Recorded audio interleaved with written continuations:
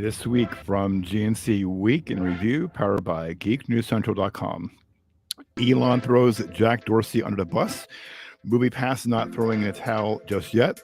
And a Tesla owner gets a car key chip implant in his hand. Those are some of the tech news stories from this week, and it's Sunday, August 28th, 2022. My name is Kirk Corliss. And I'm Scott Ertz. And it's episode 108 of the GNC Week in Review podcast, proud partner of the Tech Podcast Network. If it's tech, it's here. Thank you so much for tuning in.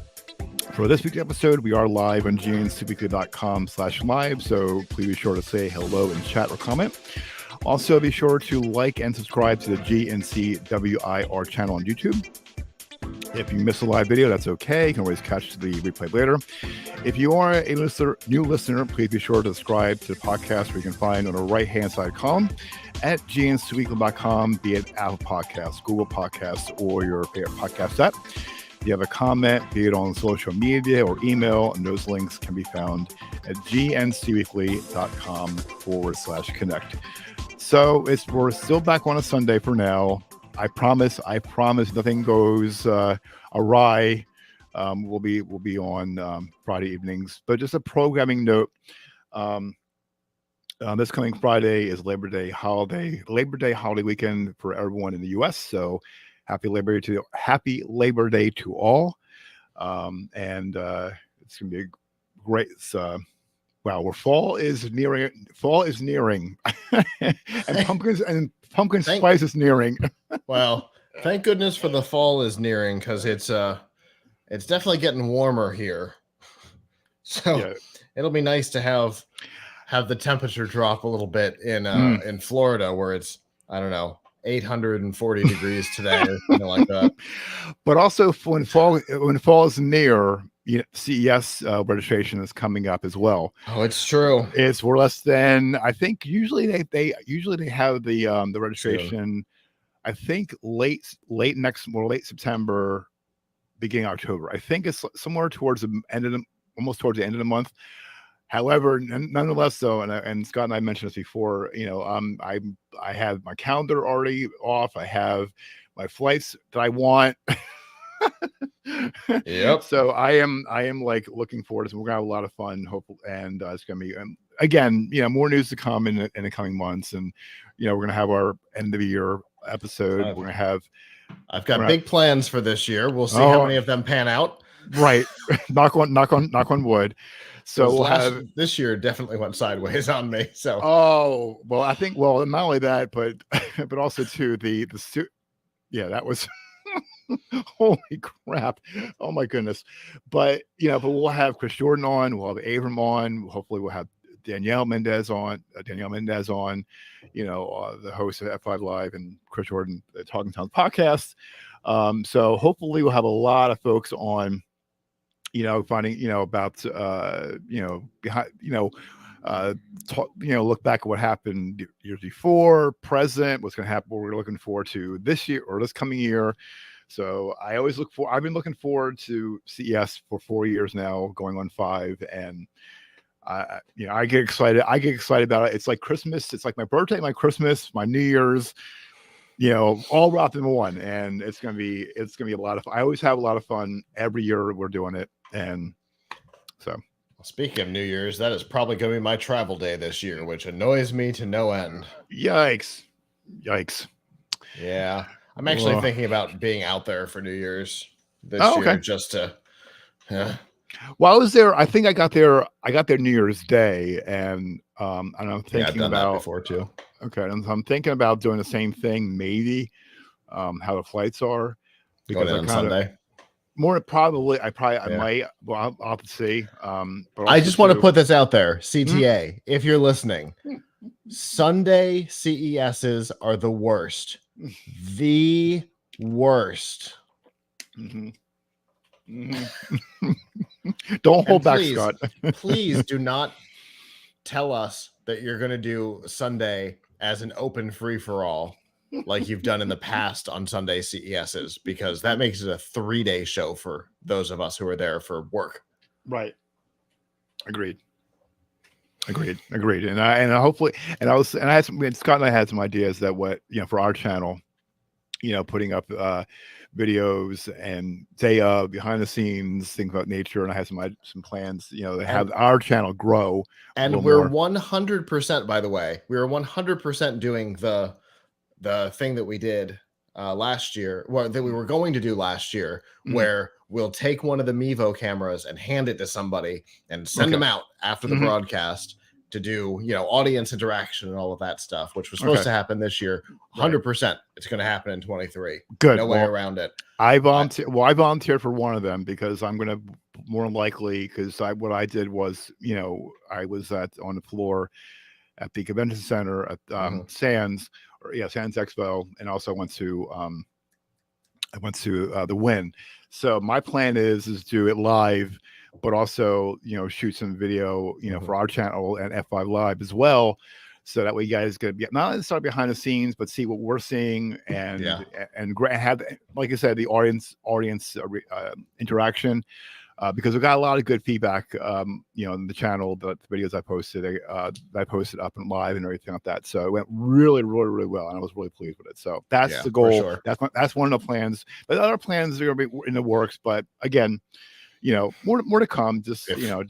If I don't get my living room set this year, you're not going to be happy. Going to be furious.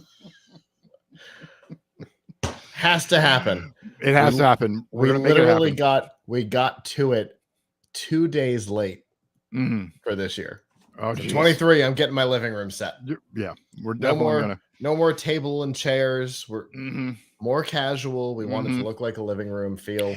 And the great thing, like the product is coming into your home. That's right, because that's the whole thing. That's what we're trying to do. I'm literally surrounded by electronics. Literally, I'm surrounded by products from CES. If you're watching, there's one. If you're listening on audio, he's holding, what is it? If you're the Monster Smart Illuminescence Orb, I think is what this is. But I mean, I can reach almost in any direction and grab something from CES, right? No, yeah. I get to have this stuff come into my home. Right. Not everybody does. And so the whole reason we do the show is to help bring some of these kind of oddities into the home. And I want it to feel like we're literally bringing it into your home. So not necessarily the oddities, but I think that, because we're not CNET, we're not The Verge, we're not like a major network. However, largest independent. Exactly. And my whole thing is that when these people come on with their products, we ask them how it benefits the consumer and the price point, and there's merits to it. Sure. And we don't sometimes we get it wrong. Right. Sometimes we end up interviewing a company for the guy who commented on one of our videos from a past CES this week. We don't know these people. Right. Yep. Some of them Jennifer, I talk to often. Right. But some of these people, like the one you commented on, I'd never hear from again. Right. I've never spoken. I know we're not in cahoots with them. Exactly. We're not on the scam as the person put in the comments. I saw it this morning. I'm still a little pissed off about it. And rightfully so. We're not in on the scam. I didn't even know there was a scam. Honest to God, I forgot the product existed. Okay. And we get it wrong sometimes. There was the micro quadcopter camera thing, the like selfie quadcopter. Oh, I remember seeing that. Yeah, I remember seeing that. We learned from a lot of people that it was a scam, and we posted a retraction, something you won't get from a lot of publications. Right. We posted a retraction, and I posted an apology video personally. Oh, okay. We get it wrong. Right. We're sorry. We don't know everybody, but they're interesting ideas. Right. There is. And also too, is that we had a validation from these people that come on that they're relaxed. They don't feel that we're not. And also too, the interviews that we have, with these companies and the CEOs or engineers or what have you, they're comfortable talking about themselves and knowing more about them, like for example, the guy from where did the idea come from? That's my favorite question to ask. Right. How did you get into this? Right. Why is this the product you're making? I love to ask that question and because that brings out, because they're a heart hero. Great example. Well, because my father had a heart attack. There was nobody around that could do anything about it. And it just so happened that somebody found a defibrillator, saved his life, but it was by happenstance. I don't want that to happen to anybody else. Right. Or the one example that you got interviewed a guy from All Sounds, and I remember you were asking him, why did you get into this? And he was like very open, and there's no gotcha questions. Yep. That's how our coverage is, because we want to make sure that we put them out, showcase who they are, their product, what have you, but also the customers are more inclined to purchase them. I mean, there's some that I saw over the past 4 or 5 years, that I'm inclined to purchase a product. And like I said, again, going back 20, was it 21? Where 21, where the guy about the package clipper, the package clip, and I was like, I was ready to order one on Kickstarter, and I've been going, seriously, to this day, I've been going to that website to see if they have it on Kickstarter. To this day, they still haven't gotten any updates, what have you, because I wanted it. I have my package stolen. He mentioned that blockchain router. Okay, right. That's the product that Chris Jordan and I did that interview. So in person. So it had to have been 2020 or 2019. It was 2020. So it's been a while. Yeah. I don't think it's come to market yet. I mean, they're working on it. There's still updates on it. So I get it. Yeah, so hopefully, so again, I think that we stand out as TPN is concerned. We stand out above all the rest. I mean, I may be biased, what have you, but when I was watching the coverage before I came on, with Geek News Central and everybody, I was like really like intrigued. I was like, wow, this is great. I mean, there's things I do know, there's things I don't know, but I was getting information, and speaking to like my level of understanding, and pretty much a lot of consumers' level of understanding. Right. And I think that's where the goal focus. Yep. Yeah. So, but I've always liked that. I'll tell you, before I joined the team, which aged it out pretty good. Right. I think I've been on the broadcast team for 12 years now. Yeah. 12, 13 years. Yeah. So before I joined the team, I remember watching Todd and Andy McCaskey and Jeffrey at the NBC Universal booth. That's the one I saw. And thinking, wow. Yep. How do I become part of this? And then before the CES the next year, Todd sent me an email. Hey, do you want to be part of this? Yes. Yeah. Yes, I do. Yep.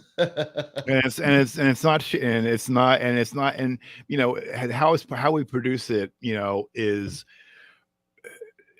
it's from what I see, I think our production is like things happen. We had problems last year, technical problems and various other things. But we still kept going. And whereas, with CNET and all these other things, that when they have something goes wrong, they go dark, and they shut the studio down. They go to we'll be right back. Right. We keep talking and hoping y'all can hear us. Right. Right. We can't always guarantee that that's what's happening. Right. You're absolutely right. You're absolutely right. But that's the great part, because it's live, and and things do happen for whatever reason, and but in all seriousness, though, it's the best part. It's the best part of my week for that month. The best part of my year. But Agreed. again, more to come. We'll anything comes up in the next between November-ish, to our end of the year, we'll have an idea on what we're going to do, our plans, our schedule, and all that. But definitely, this channel is going to grow. This channel is going to grow. I think that we had as a nominee for Podcast Awards, that validates us a lot.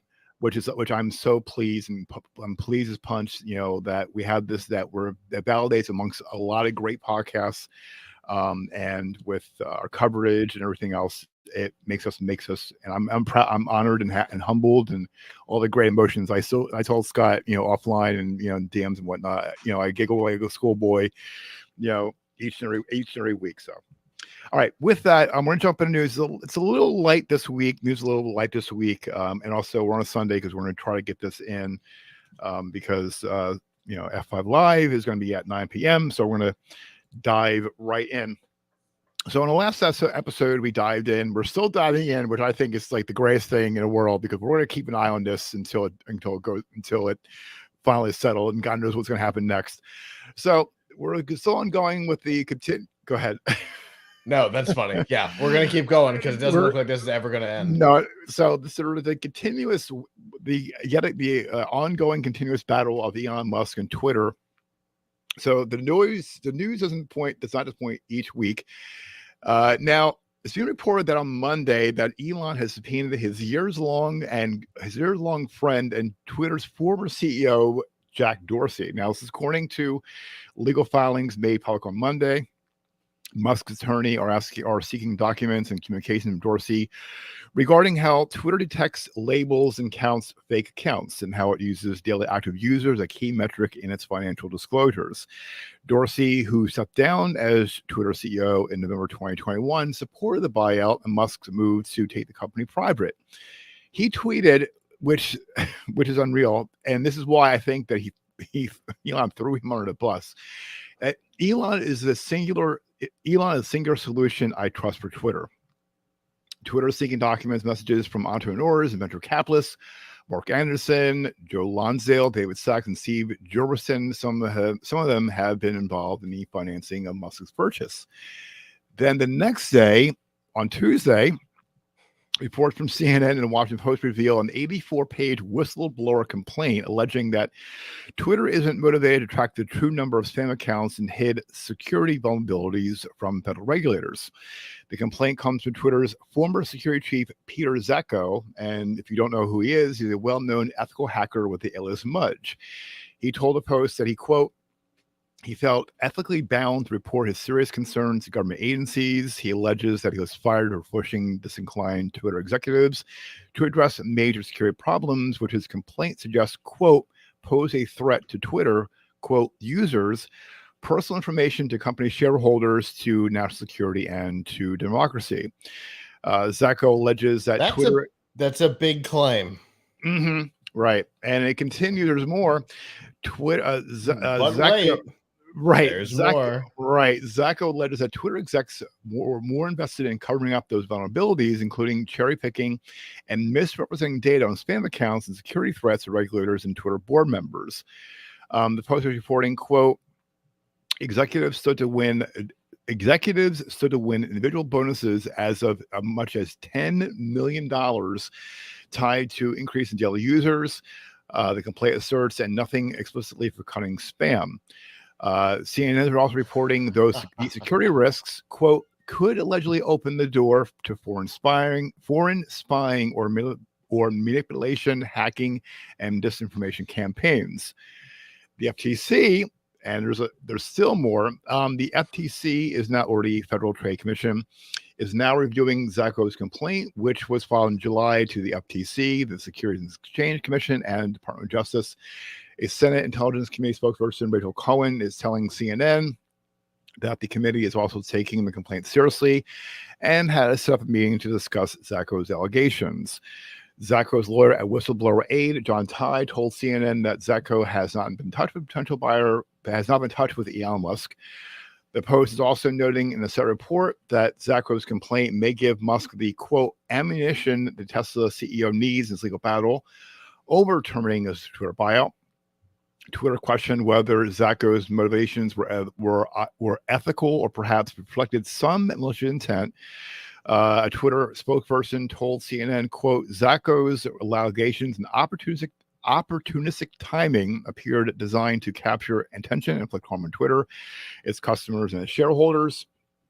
Security and privacy have long been a company-wide priorities at Twitter and will continue will be. Twitter, Musk legal team, and DOJ did not respond to our technical requests or comment. the FTC and SEC declined to comment to Ars Technica as well. So a couple key things, few takeaways. One, I honestly believe that Elon threw Jack under the bus. Two, there's always been a whistleblower with Facebook.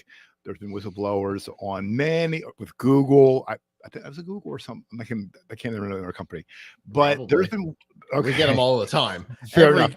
Every big tech company has had a whistleblower. Fair enough. Up at some point. Fair enough. So the key takeaway, the second takeaway is that, and I honestly think that he should have came. This guy, Zacko should have came out way before. Why now? That's two takeaways. Why now? Why couldn't he bring this up if he was that concerned about these ethical concerns and maybe morality, what have you? Why now? Why couldn't this happen when Elon Musk addressed this from day one? That's the question. Yeah, I agree. I mean, it's obviously ridiculous. If you've got this kind of information, why is this information not out in the wild? Right? Exactly. Why are you holding on to it? Why did you wait until just the last moment to put it out there? Mm-hmm. I'm not a big fan of that, but you know what? Sometimes you think you've got probably NDA stuff from Twitter and stuff like that you've got to deal with.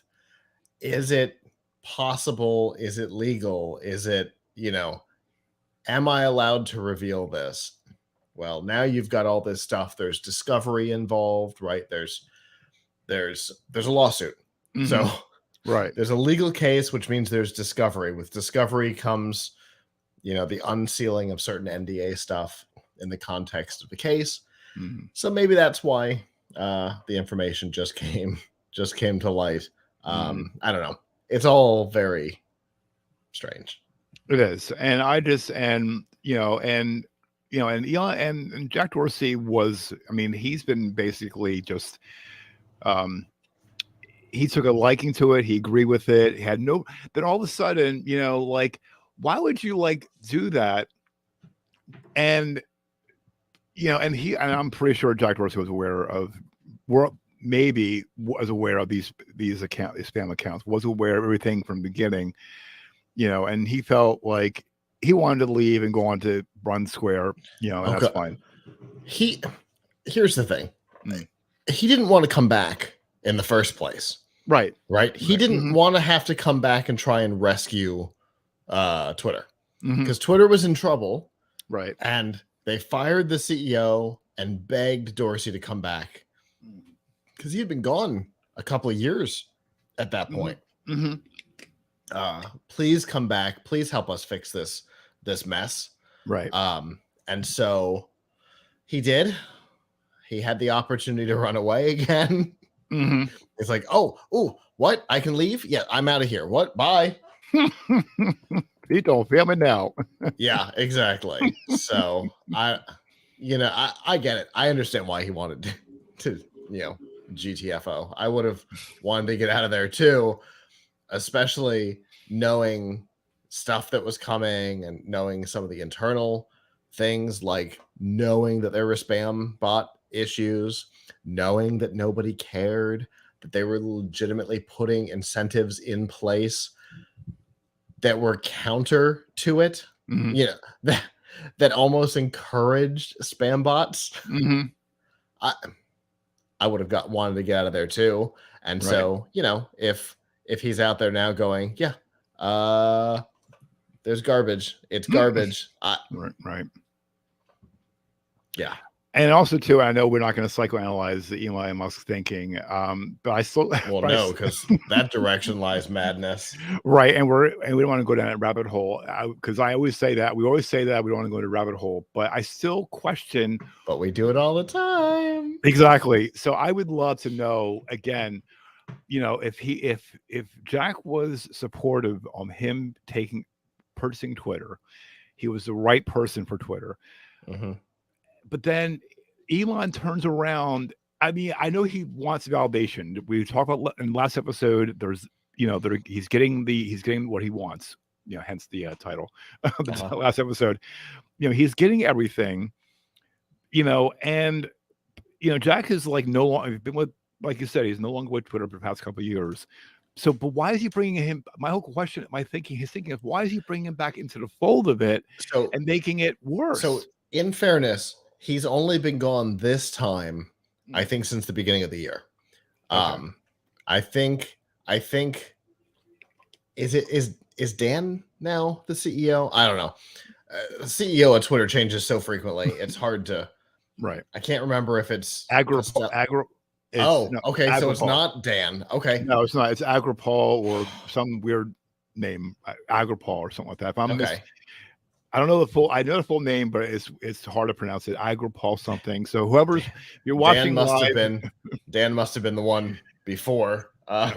Dan Costello, I think, was the CEO before he came back. Anyway, he's been gone since about the beginning of this year. This time, right? So he's been there in modern times. He was there for the conversations about incentivizing bots. That's not exactly what they were doing, but it's what they were doing. Like you said, $10 million in bonuses available for daily active users with no regard as to whether they were people or computers. So, maybe he's there to give context. I'm not a fan of what a lot of people online refer to as hipster Rasputin, but I've never been a fan of Dorsey. He's odd. On so many levels. But he tends to be honest. Right. And that goes back to he's a genuine person. He's genuine about weird things a lot, but he is genuine. So, maybe Musk is hoping that this will be, a positive development. He wouldn't bring him in if he didn't think that. But he must think that Dorsey has information and had disagreed with, say, the board, which he did both times he was there as CEO. And that those disagreements are material to what's going on. I'm going to put you on a spot. Do you think he got thrown? Do you think he got thrown under the bus? Dorsey? Yeah. I don't know. I love it. I suspect that Dorsey knew that this was going to happen and was okay with it. I suspect that they discussed it. And I also suspect that Dorsey's fairly consistent disagreements with Twitter's board of directors over the direction of the company that's are fair. what this is about. He's going to reveal things about his disagreements with the board and what they were trying to do versus what he thought they should be trying to do. That's fair. What I want, like, that's fair. That's fair. I think there's a lot. I think that he's just as odd, but in also way in his thinking. But but we're not gonna psychoanalyze him either. But no, but we'd need 6 or 8 years worth of schooling to be able to get into that. If we want to go get a psychologist to come in and try and analyze both of these nutbags, maybe, but I don't think that's this show. And also too, this episode will be longer than an hour and 20 minutes just for that conversation alone. Exactly right. So we'll keep an eye on it. Definitely, we're gonna keep monitoring the news, and anything comes up in a week or two, we'll dive in and we'll dissect what we can and not psychoanalyze it. For sure. Before we move on, I want to say hello to the large number of viewers who are joining us tonight live for the first time. Awesome. I don't know if you're looking at that number. I'm looking. I'm looking. I'm smiling as I speak, welcome to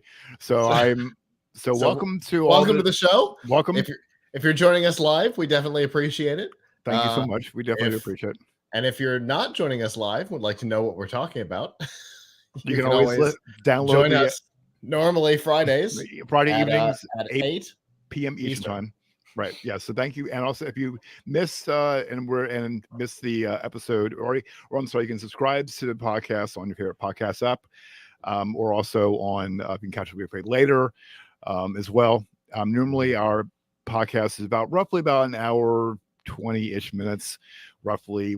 Might go long. But if you are new to the podcast, if you are new to the podcast, we take a look at the week's tech news, dissect it, and various things going on in various with Twitter and Facebook and different products are out there, and a lot more, and what's streaming. Speaking of what's streaming, that's a little later. If you're on, my suspicion is that this is from YouTube. So if you're on YouTube, make sure you subscribe on YouTube. If that's where you find us, fantastic. Just subscribe. Hit the notification bell. We know that subscriptions don't mean much on YouTube anymore. That's for sure. Yeah, hit the bell. Also, if you're also on Facebook, if you're watching on Facebook, make sure to like the page, comment as well. We would definitely appreciate your comments. And if you have any comments on the episode, just let us know. We'll see the chat. We'll see the chat. We'll drop them in. Afterwards, let us how our show is, feedback, what have you. GNCweekly.com/connect. You can check by email, Twitter. I'm on Twitter at Kurt Corliss. Scott's at MABO. Our handle's GNC Weekly Review. So to those who are watching, thank you for hopping on and joining us. So yeah, I saw Scott. But I'm pleased as punch. So I'm seeing everyone watching, tuning in. So if you're on YouTube, welcome. If you're on Facebook, welcome. If you're on Twitter, welcome. I don't think many people watch on Twitter, but that's okay. Wherever you are. Thanks for hopping in with us. All right. So next up, remember Moviepass? Well, geeknewscentral.com and our podcast covered it in previous episodes. And for those who don't know about Moviepass, brief description of it. So it's a subscription-based movie ticketing service where you can purchase up to 3 movie tickets per month for a monthly fee. And also there's an app where you can check into a movie theater and choose a movie and showtime, which then has the cost of the ticket loaded to a prepaid card, which is used to purchase a ticket from the movie theater. On September 14, 2019, Moviepass shut down the service. Then a little over 100 days later, on January 28th, 2020, Moviepass's parent company filed for Chapter 7 bankruptcy. Now we're in the present. So then got sold, if I remember correctly. The whole company and its assets were sold to another company. You're right. I believe so. I believe you're right. I'll have to check on that. So it'll relaunch on September 5th, Labor Day, 3 years after a shutdown. But it has some technical difficulties. Moviepass tweeted on Thursday that servers had crashed due to, quote, overwhelming demand after its waitlist opened on 9 a.m. Eastern that day, and that people were receiving an error message. The company says, quote, the overwhelming demand has crashed the Moviepass site servers, causing some to receive an error message while trying to join the waitlist. The provider is working to increase capacity to meet demand. Thanks to your patience, we'll give an update soon. But later that day, the website was back up and running. CEO Stacy Spikes told Insider that 30,000 people tried joining the waitlist in the first 5 minutes after it went live, causing the server to crash for 2.5 hours. And Business Insider was not able to join the waitlist. Moviepass announced on Monday that, quote, being on a waitlist will be the only way to sign up for the service in the foreseeable future, and that it was first come, first served. And now, see, the card that's being issued is not red, it's now black. Oh. So and and also, and for those who didn't hear if you want to watch or listen to the episode, there's no plus in Moviepass. Well, no, because it seems like there's a minus in Moviepass, and not just because they've taken the color away from the card. Right. So, it was a good idea in theory, And I think with a lot of the movie I know on the episode of F5 Live, Cinema World shut down. So is possibly filing bankruptcy. okay, that's the important part. Possibly filing bankruptcy. Mm-hmm. Yeah, that they have said that if that were to happen, they would not. They would remain in operation through bankruptcy, which means that they're filing for restructuring, not for liquidation. Mm-hmm. And also, too, a lot of the like AMC has their own movie app and service. I can't think of any other ones that have that. AMC, I think AMC is only one. Or no, I'm thinking. I actually think Regal does. Oh, okay, Regal does. Okay, because I've got an article here from 2019 when Moviepass originally shut down. Right. In July. The title of the article that I wrote says Moviepass temporarily shuts down while Regal Cinemas ramps up. Okay. So Regal must have their own. I try to hold this stuff in my head, but I know you do. But but again, going back to it's a good idea, but now with everything, movie theaters shutting down or they're getting their own apps, they're Moviepass is trying to get back the relevancy they had 3 years ago. Whereas there's a fine line of relevancy and if they're going to do well. But apparently, from reporting, there's people that are interested. I haven't been in a movie theater, quite honestly, since with the pandemic, everything shut down. But me personally, I would rather enjoy the movie, the new release, and it come from my own home. Right. And Avery and I literally had this conversation on F5 Live last week. Yep, I saw when we were talking about last week. Yeah, let's say last week. Mm-hmm. When we were talking about Cineworld, we had the conversation about there's not as much stuff these days that's designed to really need that theater experience that there was 5 years ago, right? Mm-hmm. Yes, there are certain things that you look at it and you think Jurassic World is designed for the theater, right? Yep. I get it. That is designed to be seen on the big screen with the music and the surround and the 22-point surround sound or whatever. But there's not as much of that stuff, right? Because even the big budget projects, look at Stranger Things. Stranger Things season 4 cost way more than Jurassic World did, I would imagine. It's a lot longer and it's designed to be watched on your couch. Right. More stuff is going that way, and so the experience just isn't that needed anymore, which is unfortunate, but it is what it is. Yeah, or movies like Star Wars or the Spider-Man series. Sure. I agree. That should be in a movie theater and in the special effects what have you versus not. So, but I just don't see. I don't think there's going to be a relevance to it. I really don't. I think. So let me read you a couple of headlines because this was one of my possible topics for the show. It's not, but it was it was on the short list. Moviepass is coming back. Its timing couldn't be worse. Okay. I like that one. Let's see. From the Motley Fool, 3 reasons the new Moviepass will fail. Is Moviepass back?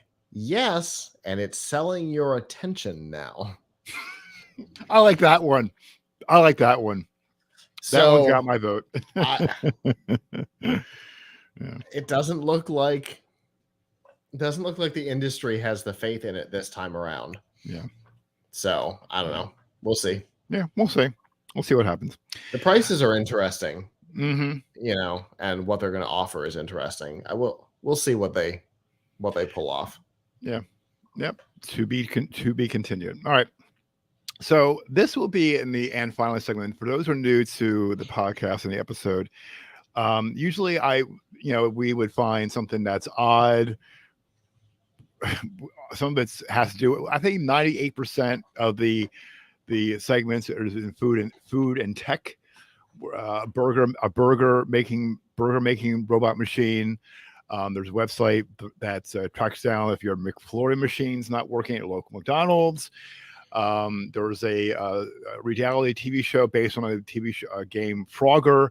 So there's been odd, and don't worry because then and finally there's a Boy, great. Did I forget about that one? Oh, yeah. So I mean, yeah, that was. And I forgot to mention it to Scott before to sign up for it because it closed that day. So that was my fault. So I learned now to, if I see something, I'll let him know right away.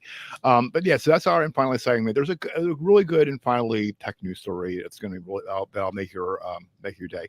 But this is the most oddest thing that's been reported. It's been spread throughout the tech news site. So I thought this is going to be one of the top stories of this week.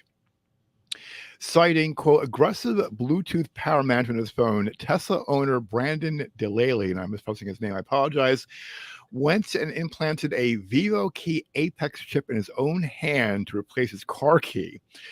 The, quote, subdermal contact secure element was inserted through a small incision on top of his hand, and now he uses it to open up as well as his Tesla.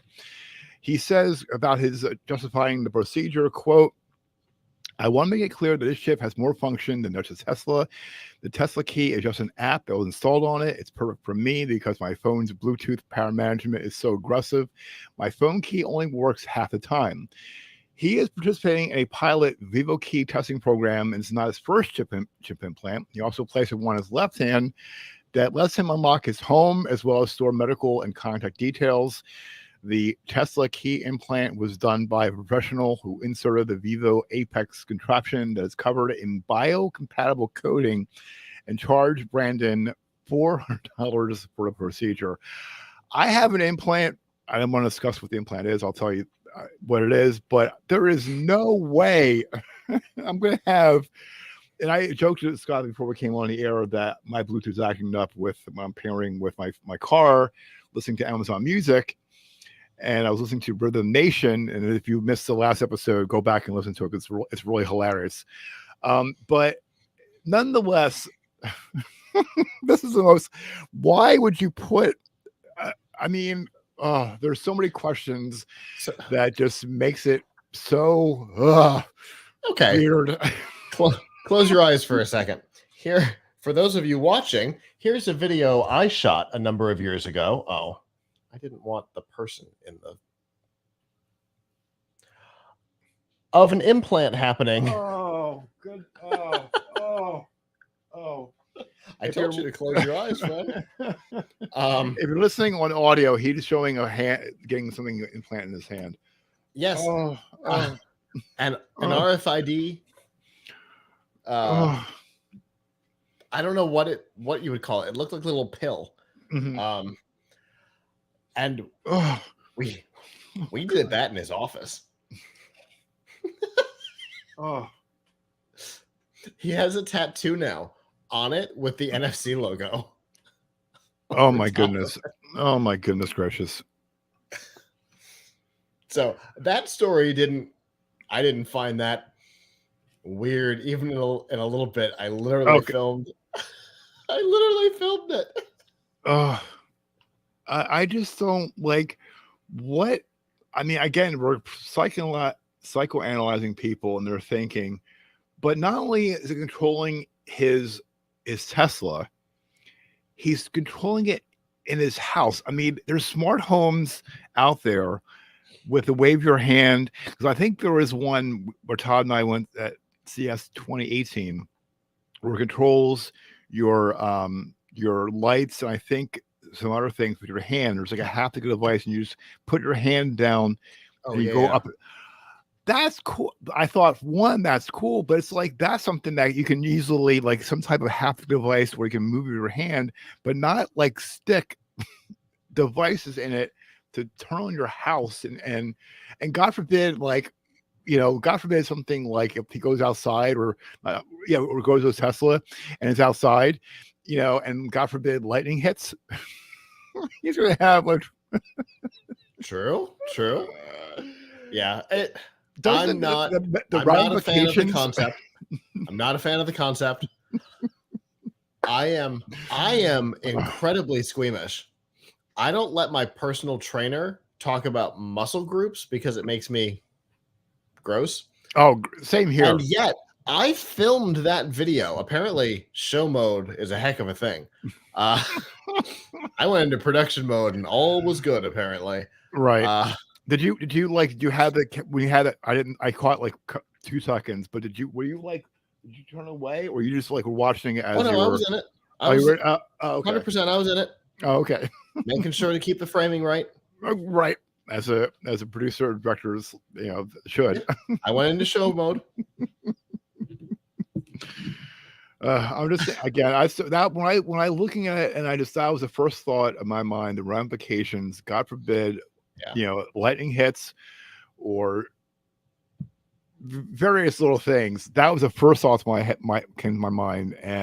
But again, to use it for your house, but all this, all the you don't want to like supercharge the Bluetooth, right? Is that exactly right?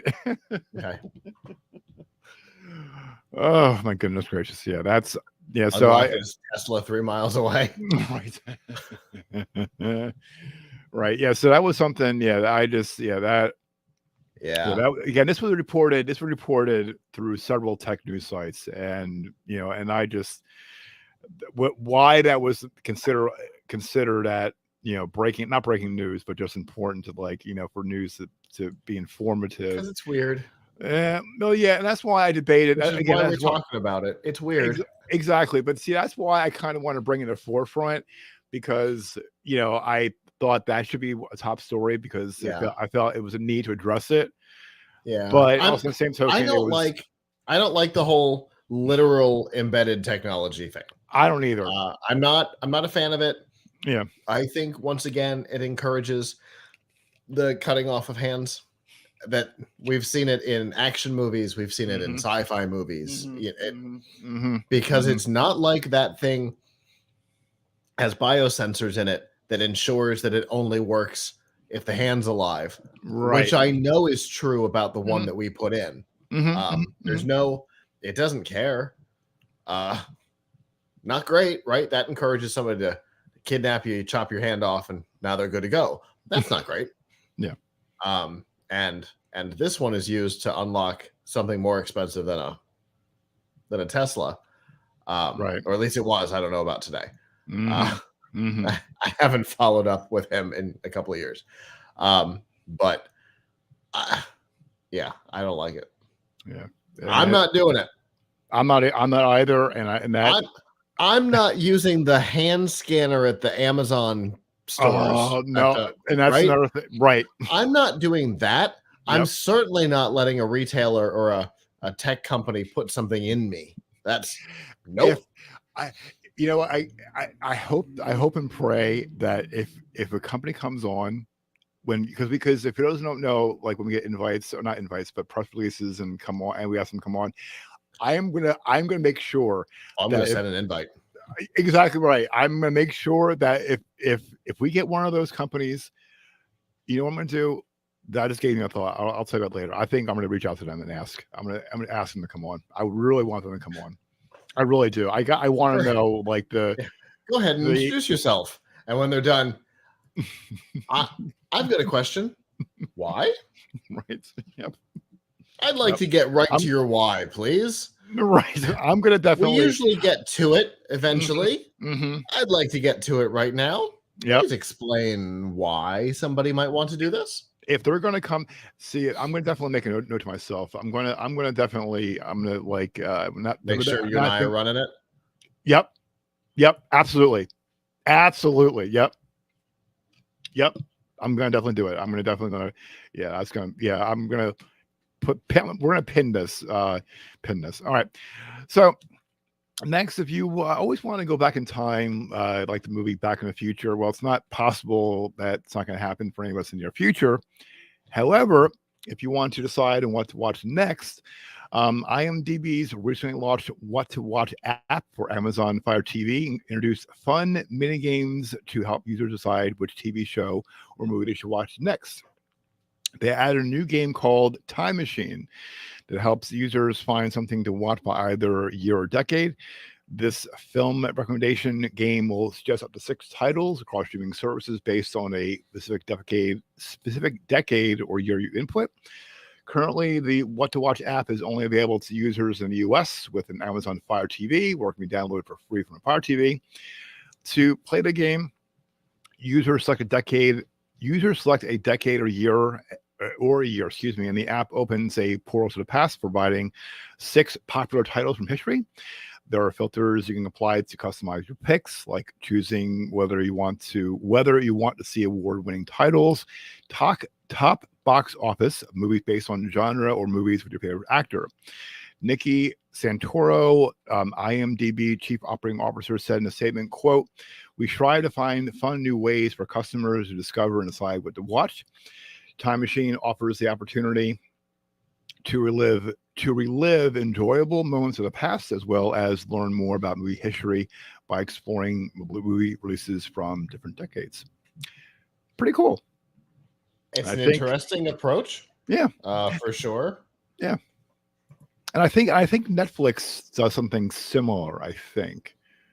I don't know if it's I know that's different genres, but I think they have a game.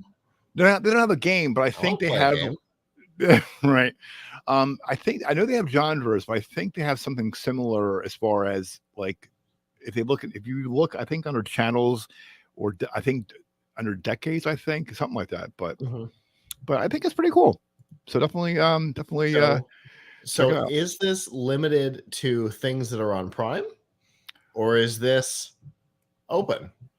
IMDb is owned by Amazon. It's only available on Fire TV, but the Fire TV interface, like Roku, shows content from multiple sources. So, good question. I'm gonna have to put my hands on a Fire TV and try this out in the next couple days. Yeah, well, I need to know. Yep. It's gonna drive me crazy. That's a good question. It wasn't when we put it with the reporting and didn't specify if it's specified, but that's a good question. If anyone knows, let us know. All right. Speaking of what to watch on streaming, and since we're taking off next week for a Labor Day weekend, let's take a look at what's worth watching. It's important to note. Are we getting into Hulu first? Yeah. Why? Okay. So before we get into this, it's important to note what's about to happen to Hulu, because this is a story that more people should be talking about. And I should be tonight, and we're not going to. Stupid. NBC and Bravo will not be putting new content on Hulu starting now. With the start of the new season, new episodes of shows will not be coming to Hulu. Okay. That relationship is over. It'll all be going to Peacock instead. All right. Well, Wow, well, that was breaking news. I should add a breaking news bumper. All right, so we're not CNN. It's fine. That's okay, right? So with that, let's take a look at what's worth watching.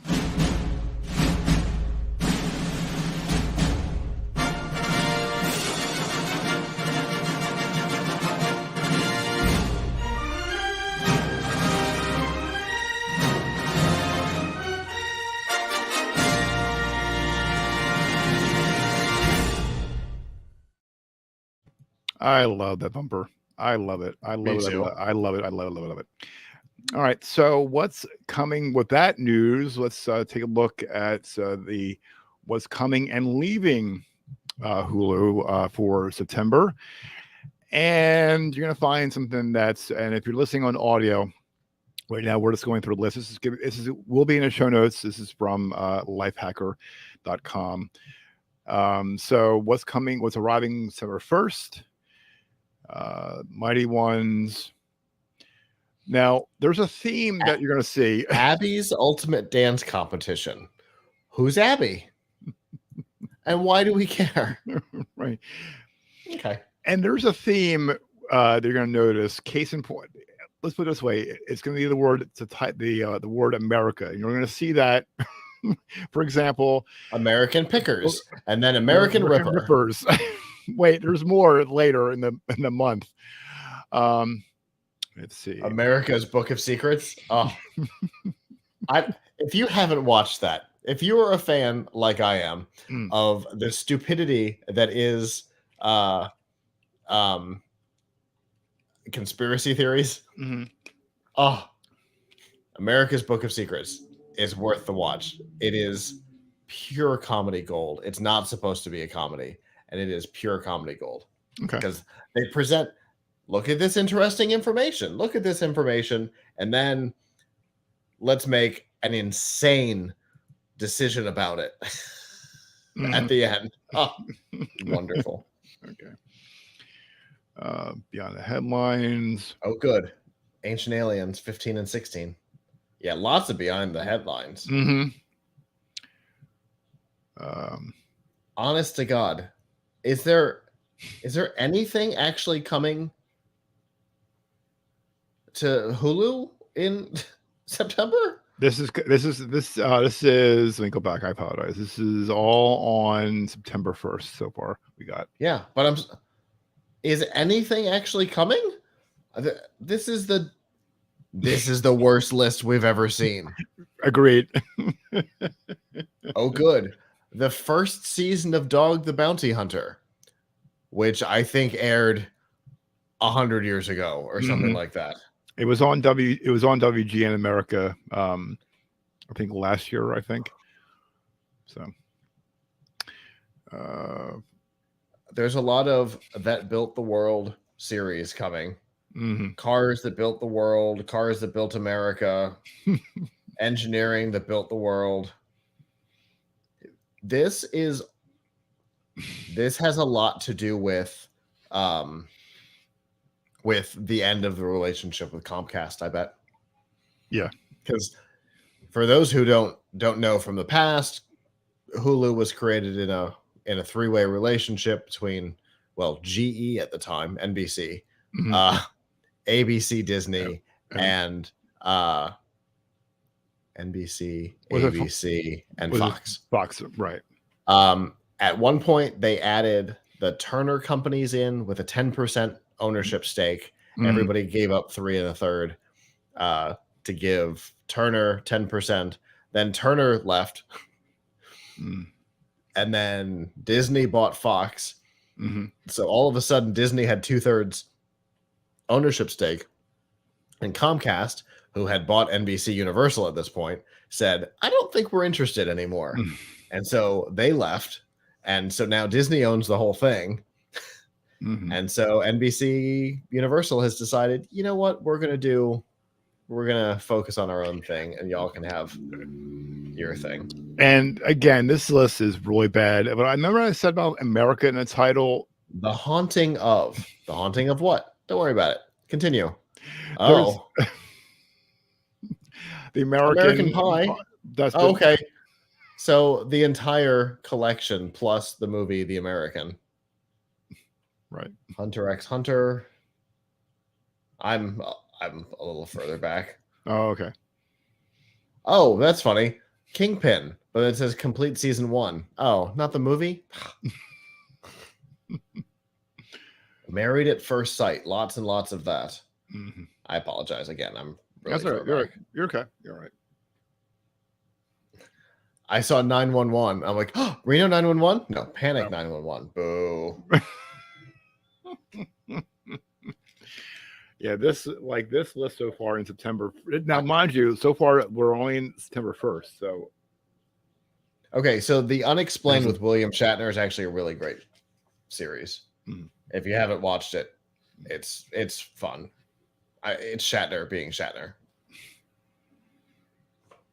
How could you go wrong with that? Yeah. The Dark Knight. Interesting. Fight Club. Oh, the 2008 Get Smart movie.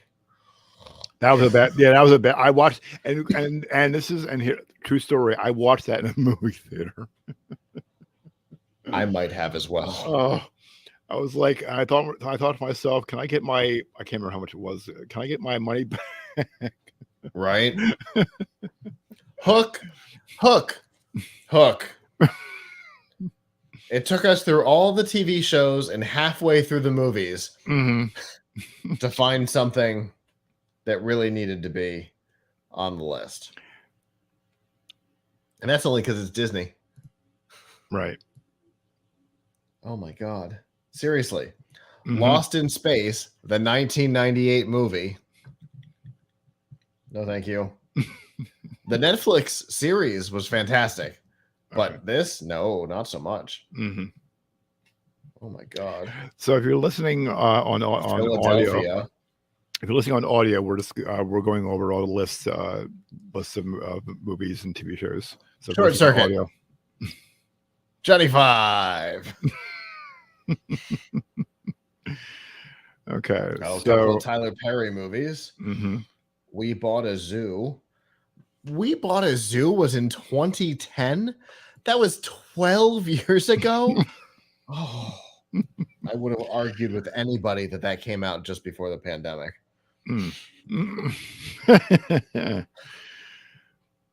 Oh no. All right. Well, congratulations, Hulu. Y'all ain't got nothing. Right. Yeah, this is I agree with you 100%. This list coming is really, really bad. I have to agree with you on that. So we already told you one thing, that Hulu is about to lose all of the new Comcast content, and the price is going up. You're getting less content for more money. If you're considering dropping a service, Hulu might be on your short list. Right. Wow. This is crazy. Well, I'm looking forward to the Rookie coming out, and the spinoff. I legitimately don't know what that is. The Rookie is about it's about a guy who he's like over in his 40s, and he decides to be a cop, and he started out as a rookie, and whereas cops, it's in LA, but a lot of the cops are like less than age, like in their early 20s, late 20s, early 30s. But he comes in as a 40-year-old or 51-year-old cop, wants to be a cop at that age, and they basically, it's a whole, it's kind of hard, like the dynamics, but it's pretty good. It's a pretty good TV show. I like it. Okay, it's pretty good.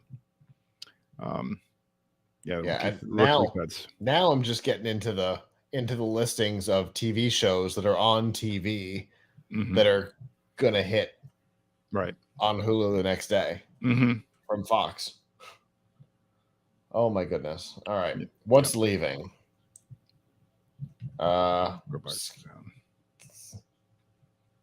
Half of these movies I haven't seen. Brooklyn Nine-Nine is leaving because that's almost certainly going over to Peacock. Keeping Up with the Kardashians, seasons 1 through 20. There were 20 seasons of that nonsense. Yep. And to be fair, I had watched one season, and I question myself to this day why did I watch it. Well, that's a Bravo series, and it's disappearing. Real Housewives of is Bravo, right? And it's leaving in its entirety. Atlanta, Beverly Hills, New Jersey, New York, Orange County, Potomac. Didn't even know about that one. Salt Lake City, didn't know about that one either. Right. Top Chef is Bravo. It's out. Yep. Okay, so it's not just new content that's not going to hit Hulu. They're losing old content too. Uh-oh. Yep. So yeah, there's the full list on the full list of what's arriving, which again, Scott and I agree wholeheartedly. That list really sucks. I've never cared less about a list that we've done on this show than that one. I agree. There's been a few that we saw on Netflix and Amazon that were promising. And Scott recommended me a couple, which I have put on my watch list. But this one, I looked at some of them, with the exception of, like I said, the Rookie and Rookie Feds. Other than that, I'm like, absolutely not. Absolutely whatnot. So yeah, but definitely check out. I've been looking at paring down streaming services. Yeah, Hulu has given me several reasons to do so. Yeah, I'm definitely because I as well, because I have things in my watches. I'm not binge watching them. I have my favorites, but I think after I'm done with all of them, including the American Story about Monica Lewinsky, really good drama. So after all the ones that I have it saved in my watch list, so yeah, I'm definitely gonna drop it. So all right, so you want to check out the list? It's in the show notes from Lifehacker. All right. And finally, so I said at the top, this is a feel-good story of the week. It was really touching, and I think you all would appreciate it too. So Uber driver Fitz Sam is being hailed as a hero by the company's CEO after he sprang into action and helped evacuate residents from a burning building in New York City. Wow. So he was driving his passenger Jeremiah Way through Brooklyn to the airport around 8 a.m. on Wednesday when he came across a 4-story brownstone on Clayton Avenue that was on fire. He said he noticed flames coming out of a second-floor apartment window, but did not see any first responders at the scene yet. So he felt compelled to help, and with permission from his passenger, he parked his car and ran toward the fire. Way soon followed him, and then with the help of our neighbors, he began to yell fire to wake up any sleeping residents who were still in the building. When he asked neighbors if anyone else was in the building, he did not get a definitive answer. So without giving a second thought, he ran to the building to check for any remaining residents. Wow. At this point, the fire was still contained to a second-floor apartment. So Sam went to navigate into the building with his mind set on evacuating any remaining residents before the fire got worse. According to both Sam and Way, firefighters arrived shortly after the last resident exited the building. Sam confronted the residents and made sure they were okay before returning. This is a great part. Before returning this car to finish the ride, he had just started. Mm-hmm. That is awesome. So good on him. Good on him. Wow. What a story. Mm-hmm. What a story. Yeah, it's a really good feel-good story. And no food in tech. I checked. I looked, and there's no other oddities other than the guy with his other than the guy getting his Tesla implant in his hand, which is definitely weird. It's definitely weird. So yeah, so the weirdness. I mean, so we want to leave you all with a really good, relive you all with a really good field story of the week. All right, so with that, that is the tech news for this week for Sunday. I'm going to bring this down a little bit because I don't want to blow anyone's ears off. Let me try this again. There we go. Okay. That is tech news for this week for Sunday, August 28th, 2022. Show notes from this episode can be found at gncweekly.com. Also, be sure to check out the latest tech news and commentary from geeknewscentral.com. And be sure to tune in Mondays and Thursday evenings at geeknewscentral.com/live for the Geek News Central podcast. And then be sure to watch and tune in, as Scott mentioned at the top or earlier, gncweekly.com/live Friday evenings, 8 p.m. Eastern time. It's going to be 8 p.m. I promise it will be Friday evenings. If nothing goes awry. And as always, if you're on a new podcast, be sure to like and subscribe to the GNC WIR channel on YouTube. Also, please be sure to click on the bell and always select notifications so you'll not miss the next episode. Also, be sure to share this episode with people you know. Check out the podcast, and be sure to pass along the word that this podcast is easy to subscribe in your favorite podcast app. And also be sure to tune in to F5 Live Refresh Technology with Scott and Elon Pilch tonight at 9 p.m. Eastern, which is about 45 minutes from now Eastern time. We'll be at f5live.tv/join us, or be sure to subscribe podcasts on your favorite podcast app. If you have a comment on this week's episode, we'd love to hear them. Head on over to gncweekly.com/connect and connect via Twitter, email, Twitter, or Facebook. I'm on Twitter. I'm at Kirk Corliss. Scott is on Twitter at TTMABO. Till the next episode of GNC Week in Review. So long. Ciao.